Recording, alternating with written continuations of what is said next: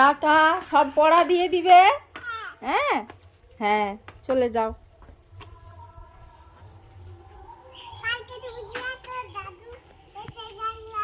হ্যাঁ, hello friends, good morning.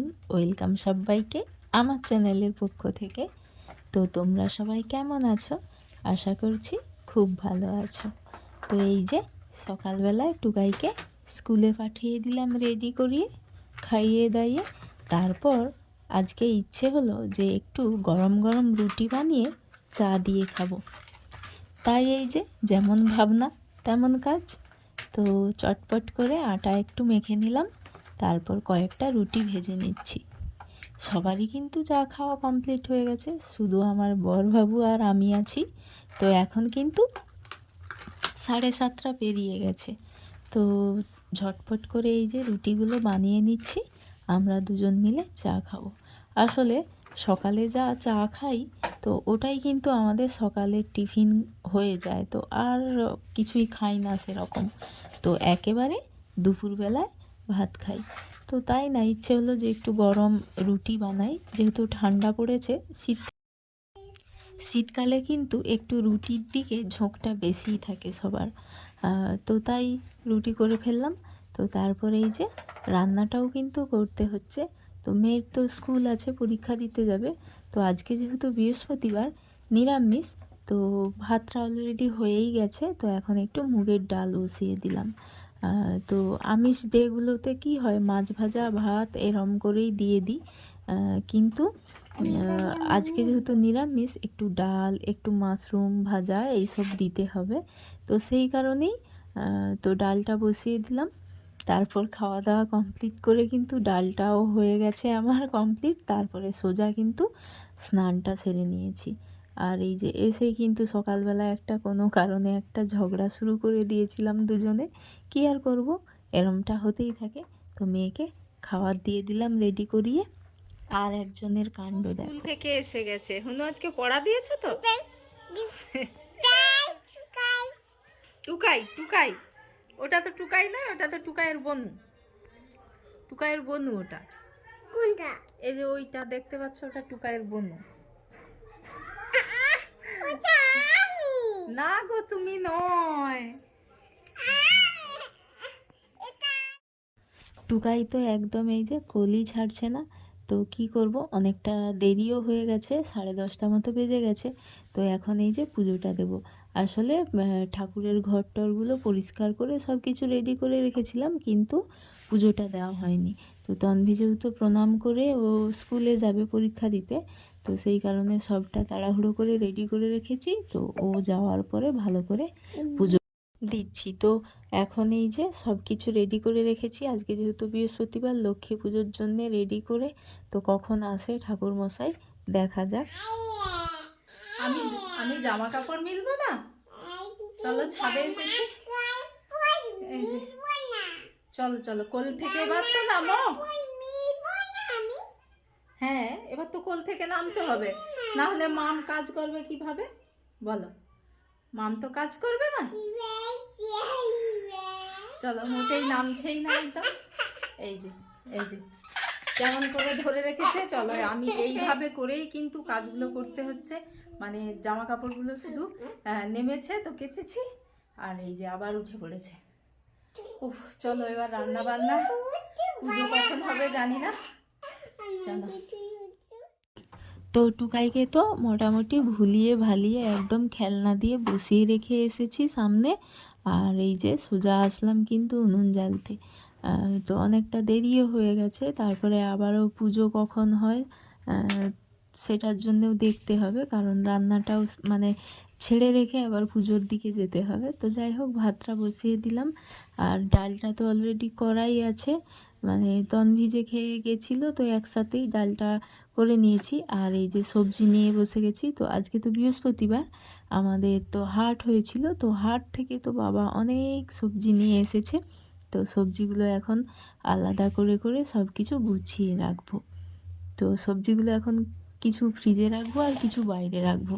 তো এখন তো যেহেতু শীত পড়ে গেছে, তো সেই কারণে না অত মানে সবজি যে ফ্রিজে রাখলেই ভালো থাকবে, না হলে বাইরে ভালো থাকবে না, এরকমটা তো ব্যাপার নয়। তো মোটামুটি একটা যেখানে হোক রেখে দেবো। আর এই যে এই পেঁপেটা তো পুজোতে দিয়েছিলাম কেটে একটুখানি। তো পেঁপেটা হচ্ছে আমাদের বাড়ির গাছের পেঁপে।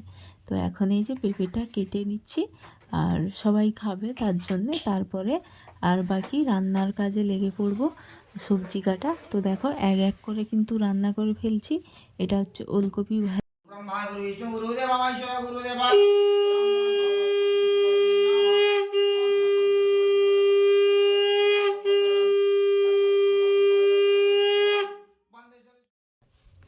রান্নার মাঝে এই যে পুজো করতে এসেছিল, তাই আবার পুজোটা একটু ঠিকঠাক করে দিয়ে তো তারপর কমপ্লিট করে পুজোটা আবার এই যে রান্নার কাছে আসলাম। তো উনুনটা একদম বন্ধ করেই গিয়েছিলাম, যেহেতু একটু টাইম লাগবে সেই কারণে। তো আবার এসে এই যে আর বাকি রান্নাগুলো সেরে নেব।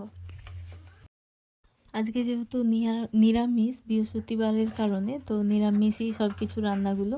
আর আজকে বেশি ভাজা ভাজা দিয়েই সারছি। তো এই যে মাশরুম ভাজা, পটল ভাজা এইসব করেছি। আর একজনের কাণ্ড দেখো, না চিনি খেতে নেই, খেও না, খেও না চিনি।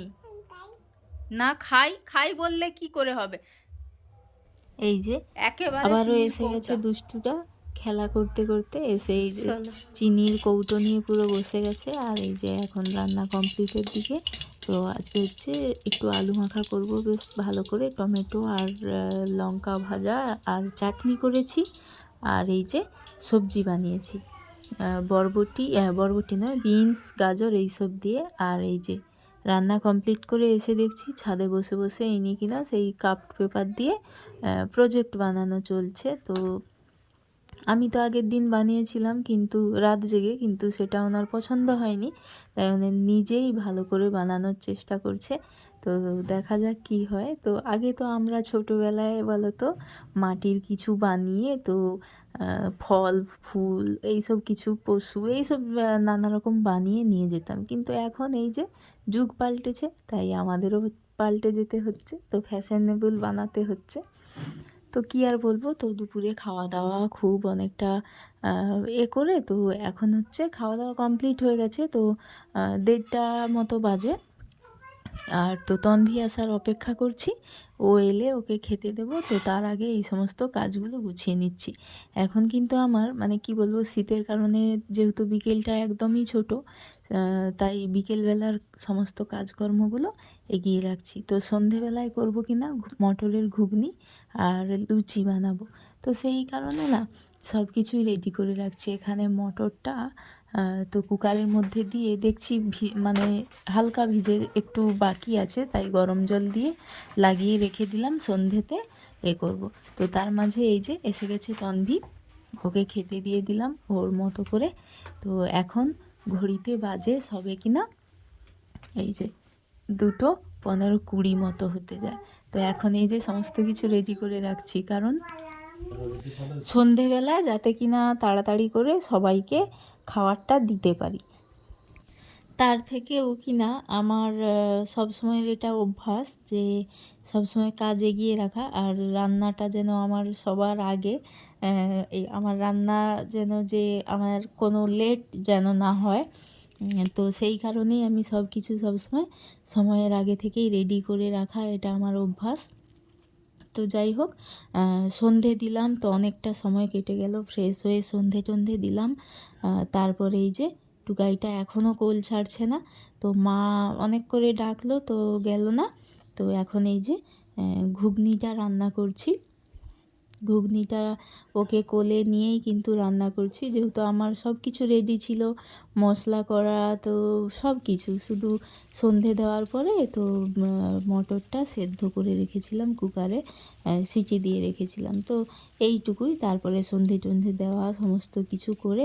তো এখন এই যে যেহেতু নিরামিষ, তো একটু 2টো এলাচ দিয়েছি, তারপর টমেটো আর আদা জিরে বাটা দিয়ে যেভাবে করে নর্মালি একটা নিরামিষ তরকারি, তো হালকা করে ঝাল দিচ্ছি, কারণ বাচ্চারা খাবে, তাই হালকা একদম অল্প ঝাল দিয়ে একটু কষিয়ে কষিয়ে ঘুগনিটা রান্না করে নেব। আর এখনও কিন্তু টুকাই কোলের মধ্যেই আছে, কোলে নিয়ে নিয়ে করছি। আর এই যে ঘুগনিটাও কিন্তু আমার রান্না কমপ্লিট হয়ে গেল। আর মাকে বললাম যে লুচি বানাবো, তো লুচি একটু বেলে দিলে কেউ ঝটপট করে তাড়াতাড়ি হয়, তো সেই কারণে মা বেলে দিয়েছিল। আর তার মধ্যে এই যে লুচিগুলো ভাজা হয়ে গেছে, আর এদিকে ঘুগনিও রান্না হয়ে গেছে। তারপরে এই যে কাণ্ড দেখো, সন্ধেবেলায় তো রান্না কমপ্লিট করে পড়াতে বসেছি।